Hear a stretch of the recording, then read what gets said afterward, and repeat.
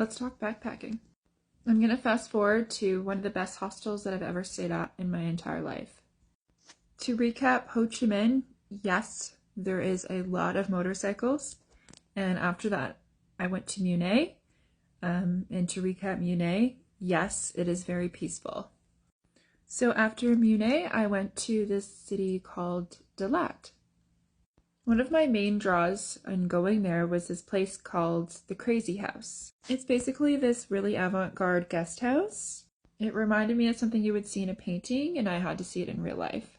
I ended up making a lot of friends at the hostel that I was staying at called the Wolf Pack.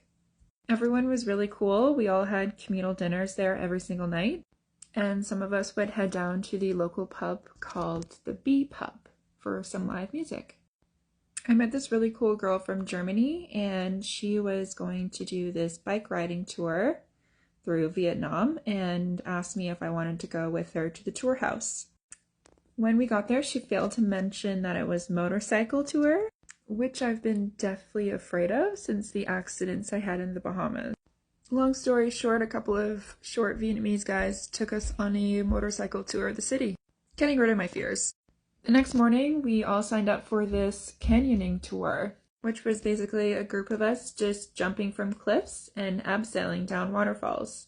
Best $25 I've ever spent. While I was staying at the Wolfpack, a long-term expat was convincing me to go to Myanmar, which had just opened up to tourism about 3 years prior. Ultimately, he did convince me to go, which I'll talk about later on. So far, my time in Vietnam had been absolutely perfect with no faults. But as traveling goes, there's always hiccups along the way. Next up, I go to Nha Trang, which is owned by the Russian mafia.